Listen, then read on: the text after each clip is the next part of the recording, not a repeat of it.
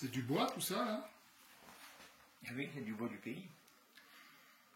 D'accord, c'est des meubles en bois ou des sculptures en bois là que tu fais là. Sculpture, c'est un grand mot.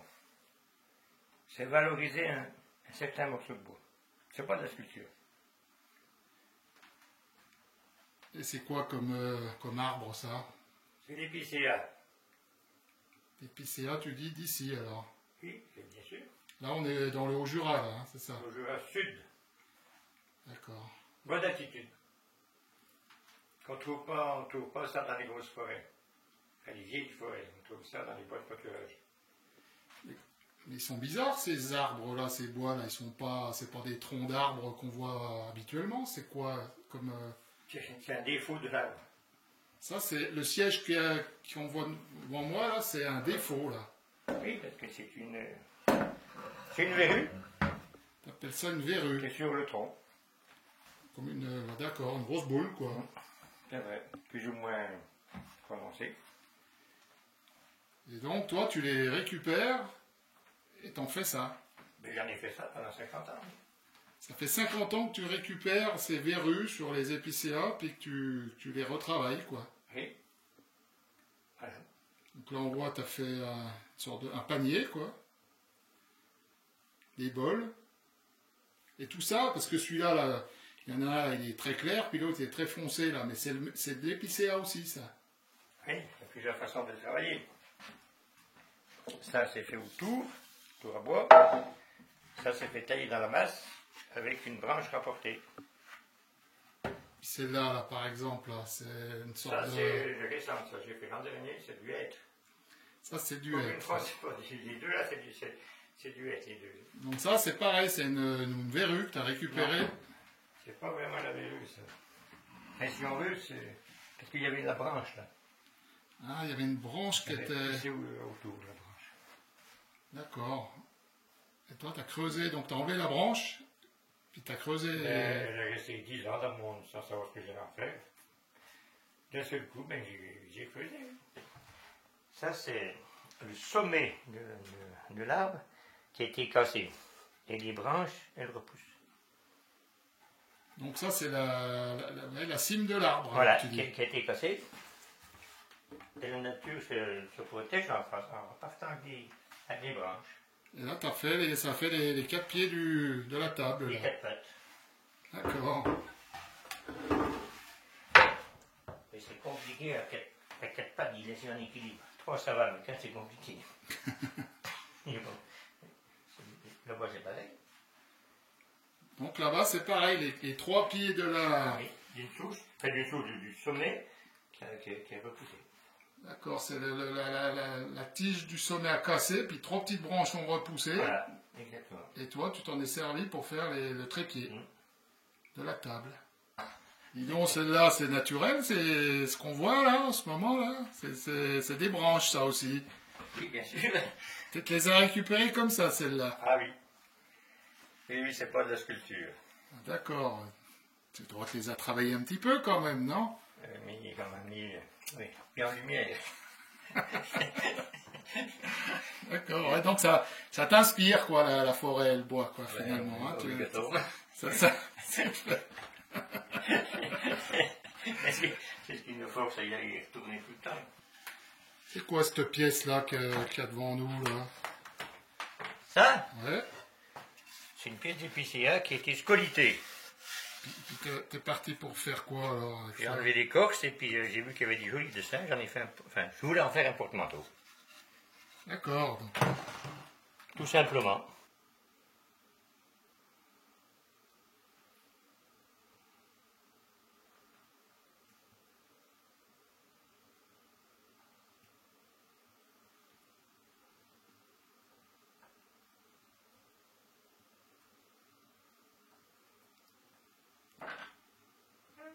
tu me parlais de cette pièce qu'au fond, là-bas. Tu peux me la montrer un peu mieux, là? Tu disais que c'était du bois qui était pourri, ça. Oui. Donc là, ça, c'était un bout d'épicéa, c'est ça aussi? Bien sûr. Tellement pourri que l'intérieur était pourri, mais pas l'extérieur. D'accord. Si tu le retournes, ça fait... Ouais, ah, d'accord, on voit le creux. Donc toi, tu as récupéré ça. Là. Oui. Et tu t'es dit, tiens, je vais pouvoir faire une forme. Tu sais, là, tu sais pas... Je vais donner une petite vie. D'accord. Je vais donner une simple petite vie. Qui va rien servir, non plus. Je mets 10 frites centimes. Et le tabouret là, qui est vraiment joli là. Celui-là, c'est de l'épicéa aussi, ça? Bien sûr. C'est incroyable, hein, parce que c'est pas du tout les mêmes couleurs. Pas les... Donc pareil, ça c'est ta fameuse loupe que tu as trouvée, que tu coupes et puis que tu creuses. Alors. Oui, c'est ça. La verrue, là, la verrue qui est sur les arbres. Oui, c'est ça. D'accord. C'est pas bien confortable parce qu'il n'y a pas de dossier. Ok. Alors là, cette pièce-là, c'est une pièce d'épicéa aussi que tu as, fait, et là, tu as fait une vasque avec. Bien sûr. Donc si on part du bas, là, c'est une branche, ça, qui est en bas? Non, c'est l'arbre complet. C'est un arbre complet, là. Là, c'est l'arbre complet, parce qu'il y avait la boursouflure, là, Ouais. que j'ai réussi à creuser, puis à castrer la vasque. D'accord. Voilà, quoi, c'est parce que c'est d'une seule pièce. Donc là, c'était ta fameuse loupe, la verrue, là, que tu as Ça creusée. faisait pas loupe, ça faisait tout le tour. La loupe, elle fait qu'une partie. Là, ça faisait tout le tour de l'arbre. D'accord. C'est ça que c'était... Oui. Ça valait le coup de la récupérer. Ok. Là, on a encore cette fameuse souche qui a été coupée avec le bourrelet qui a repoussé. Oui. Et toi, tu as mis une glace dedans, quoi. Bien sûr. D'accord. Et la glace, elle reflète. Ah ouais. Et alors, je te vois dedans, là, tu vois, actuellement. Et donc, et ça, c'est de l'épicéa aussi, cette pièce-là. Elle est magnifique, hein, Disons qu'elle n'est pas moche. On dirait le miroir de la sorcière dans Blanche-Neige, là, tu vois, quand elle dit miroir, mon beau miroir. Je l'ai compris, là. Tu connais pas Disney? Je ne peux pas arriver, non? Ouais, tes petits-enfants, ils doivent pas regarder. Je ne peux pas arriver. Ah là, il est vraiment beau, quoi. Par contre, vas-y, prends ton machin. Vas-y. Tu peux parler en même temps. Non, mais je vais te montrer l'autre, là. D'accord. Parce que l'autre, c'est pas d'épicéa, celle-là. Ah, Ça, alors celle-là, c'est quoi, ça? C'est une branche de feuillard qui a cassé. Enfin, feuillard être, ça. Ah, être, d'accord. Et mais ça sort, elle a cassé, puis là, ça... Et puis voilà, j'ai récupéré. Et t'as remis une glace dedans. J'ai remis une glace aussi. Un miroir, encore. Pour attirer... C'est ton côté... T'aimes bien te voir dans les miroirs, alors? Non, je me regarde pas, je me rase pas, je me regarde. Celui du bas aussi, il est beau aussi. Là. C'est pareil. Le miroir, là, tu dis, c'est une seule pièce aussi, là. Ah ben bien sûr. D'accord. Je ne sais pas quel bois c'est, je ne sais pas si c'est pas le charmille. Du charme. Ah, je crois, oui. D'accord. Et puis là, tu as le fauteuil, le top, là. Fauteuil du ministre. Ouais, vas-y. Bien assis. Petit coup de main. Et là, c'est du sérieux, quoi. Là, on sent qu'il faut pas... Même pour les grosses fesses, ça passe. On dirait une coquille de noix. Alors là, ta coquille de noix, comme tu dis, c'est la première pièce que tu as fait, ça. Exactement, oui. Il y a combien de temps? J'avais 16-17 ans. Donc c'était il n'y a pas longtemps, quoi. Oui, quelques semaines. D'accord. Ça, c'est une branche de hêtre qui correspondait aussi, mais il faut tomber dessus. Et la loupe, c'est la panière, qu'on va dire, c'est de l'épicéa? Oui. D'accord. Oui, parce que j'ai voulu faire très très fin. Ça, tu as creusé comment, alors, avec quoi? Avec une gouge de mon père, qui était déjà bien rouillée, qui ne coupait pas, mais tant pis. Oui, j'ai mis du temps, oui, c'est vrai. Celle-là, elle a quelques dizaines d'années, qu'on va dire. Hein. Voilà. Mais elle est toujours là, elle est solide. Elle n'a pas besoin de 60 ans. Elle est solide, elle n'a pas bougé. Oui, mais c'est incassable. Puisqu'on a encore les traces de la tronçonneuse. Les traces des griffes de la tronçonneuse. Ce que je remarque, c'est que ça fond pas. Ah, non, c'est l'avantage. C'est parce que tu utilises ces verrues, ces loupes, là. Oui, parce qu'on fuit la veine du bois. Donc ça n'éclate pas. Tu peux mettre de l'eau dedans, ça n'éclate pas. D'accord. On ne peut pas se permettre de faire ça dans une taille de la masse. C'est de l'épicéa aussi, ça Ça? Ouais. Ah non. C'est quoi ça alors? Ça c'est du hêtre. C'est du hêtre. Ouais. Voyons voir de plus près. C'est un peu pesé. Ouais, c'est plus lourd, tu dis ça. Très rare à trouver. Très très rare. Et là-bas, c'est quoi là, ce qui est à côté de toi là? Ça c'est du frêne. C'est quoi? C'était un tronc de... Oui, c'est le tronc qui était pourri au milieu. Que je sais pas vraiment. Et ça fait le petit bord. D'accord. Et puis le rayon, il y a pour mettre les bouteilles vides, il y a pour mettre le verre là, il y a pour mettre le cacher l'emballage. Il y a même le tri, la poubelle pour le tri. Ah mais ça, tu ne peux pas y faire autrement. Ouais, d'accord. J'ai mis, je sais pas, 30 ans, ça va plus loin. Ah, tu as gardé pendant 30 ans. C'était habité par le pic. Le trou là du pic. Le pic, c'est l'oiseau, hein. Le pic, comment on l'appelle, le pivert. D'accord. Il a dû faire son nid là-dedans. Comme si c'était tout creux. Donc c'est lui qui a bossé, quoi, finalement. Oui, c'est lui, j'ai pas fait grand-chose. Tu fais bosser les animaux, quoi, finalement. C'est gratuit. J'ai pas de charge. Et là, tu as deux magnifiques sièges aussi, qui sont Ah ben ça, c'est tout l'épicé là. tout en épicéa, ça. Ouais. Et là, pareil, des loupes, ça, encore. Celui-là, il est assez spectaculaire, c'est pas une loupe. C'est quoi celui-là, alors? On dirait un escargot. Il vient de Vaux-les-Saint-Claude. On dirait, je sais pas quoi, mais je sais pas vraiment qu'en faire. Ah, Je sais pas, c'est l'arbre qui a poussé, puis je sais pas ce qu'il y a eu là, du cassé, puis il est reparti, puis comme ça. D'accord. Ça va être. Enfin, toi, tu as su quoi en faire, tu en as fait un siège. Ouais, pour m'asseoir. Ouais, super beau. Ça pourrait rien servir d'autre. D'accord. Et là, la fameuse table basse, ça peut souffler, elle va pas se sauver, celle-là. C'est l'épicéa aussi. Une grosse loupe, là. Ah oui, elle est lourde. Ouais, elle est vachement belle aussi. Donc voilà, tu as fait une belle petite terrasse, là, sous ta véranda. Voilà. T'es super bien, quoi, là. Ma cage en verre, j'attends qu'on me donne des cacahuètes. Avec le super paysage en face, donc nickel. Ouais, il paraît que je suis pas mal placé. Alors voilà les fameuses loupes non travaillées, quoi, là. À la brute. Donc là on a une petite là en épicéa, là. La première. Après la toute grosse, là, c'est quoi ça? C'est aussi L'épicéa aussi. de l'épicéa. Donc là-dedans, ce que je disais, tu peux faire un siège carrément, là. Ouais. Là, comme ça. D'accord.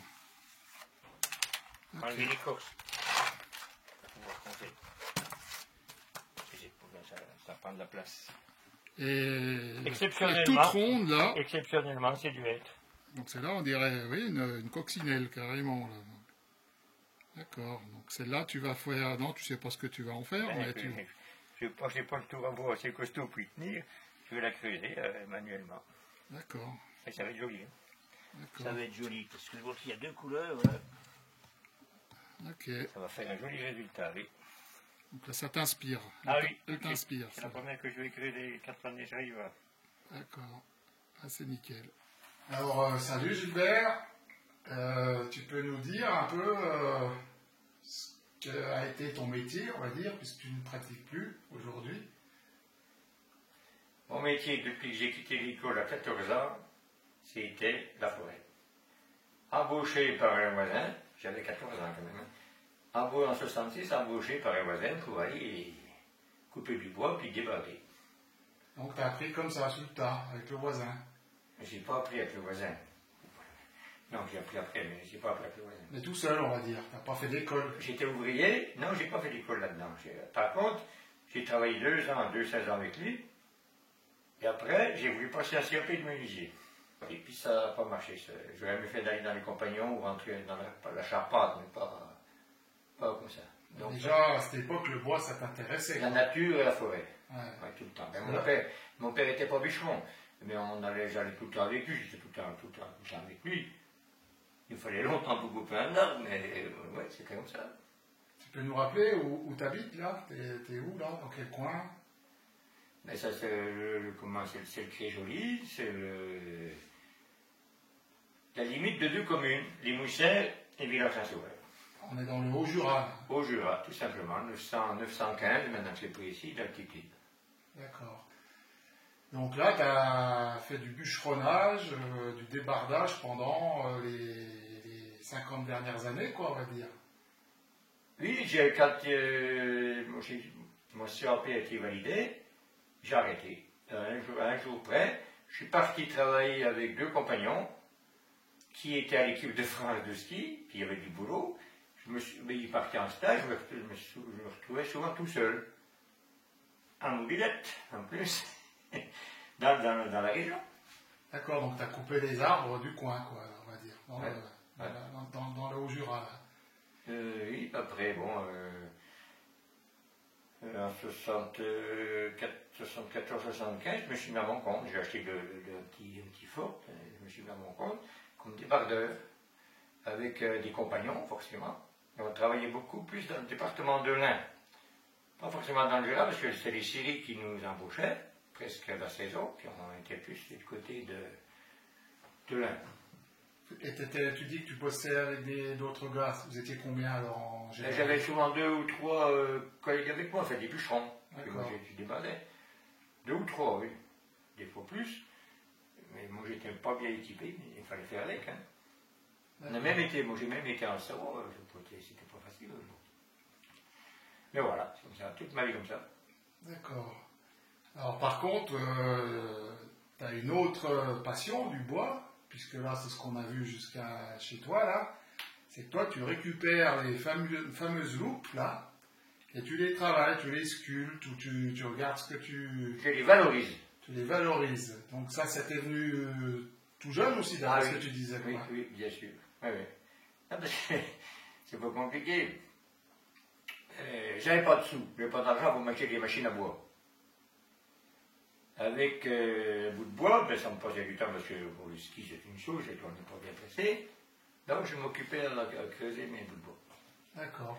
Je faisais, même quand j'allais à l'école, je faisais des articles souvenirs que je vendais plus ou moins pour faire un petit peu de... Peut-être là. Oui, j'ai toujours été passionné par le bois. Mais là, toutes les pièces là, que tu m'as montrées, là, celles-là, elles sont chez toi, tu les vends pas, celles-là. Hein. Ah ben, si je les avais vendues, il n'y en aurait pas 500. D'accord, donc tu as 500 pièces chez toi, là. Mais largement. Hein. Et tu as mis combien de temps pour faire ça? 50 ans. D'accord. Oui, 50 ans, à peu près. Et c'est ce que tu me disais, il y a des morceaux de bois que tu as récupérés ou qu'on t'a amenés, puis c'est resté là pendant des années avant que tu saches quoi en faire. Quoi. Bien sûr. Je stockais en face, j'allais en chercher 2 brouettes, 3 brouettes. Donc je faisais... L'idée venait pas pour casser qu'un seul morceau, ça va. Mais pour faire ça, il y a bon, mes arbres de guibole, il y a 3 éléments. Il faut que ça corresponde. D'accord. Tu essayes, tu dis non, ça ne marche pas. Tu t'en repos, puis tu recommences l'année d'après. Tout ce qu'on a vu, c'est pratiquement que de l'épicéa. Oui, souvent. Ah oui, 90%. D'accord, ouais, c'est le bois d'ici principalement, quoi. Oui, mis à part des branches un peu tordues, parce que c'est le hêtre qui pousse dans tous les sens. Là, c'est moi. Mais des boules comme ça, tu ne vois pas chez les autres arbres. Même le sapin, il n'a pas. J'en ai peut-être une ou deux, mais c'est différent, le sapin. Oui, parce que tu m'as montré des pièces. Alors, il y a soit la fameuse loupe, donc c'est la sorte de verrue, une sorte de verrue qui pousse sur le tronc d'arbre, oui. Mais tu utilises aussi soit les cimes des arbres qui cassent, pour faire les pieds, ou les souches. Oui, bon, il y en a pas beaucoup. On a vu là que tu as fait des miroirs avec les bourrelets. Ah, voilà, oui.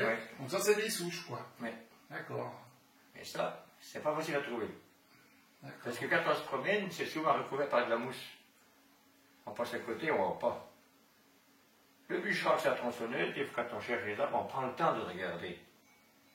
Parce qu'on cherche l'arbre marqué, on est là, sur place. Ouais. En se promenant, c'est différent. C'est tout à fait différent. D'accord, ouais, quand tu te promènes, tu passes, tu t'arrêtes pas, quoi. Voilà, c'est ça. Parce que le bûcheron, on passe plusieurs fois à la même place. D'accord. C'est là qu'on trouve les choses. Ok. Et tu continues toujours à sculpter, à trouver des pièces, ou t'en amènes, je sais pas. Bon, j'ai moins envie parce que bon, maintenant c'est différent. C'est plus moi qui ramène mes morceaux de bois. On te les amène alors? On m'en amène très peu. Mais j'ai plus de place. Tu es obligé de les vendre finalement. On est obligé d'en brûler pour pouvoir laisser la place pour mettre des autres.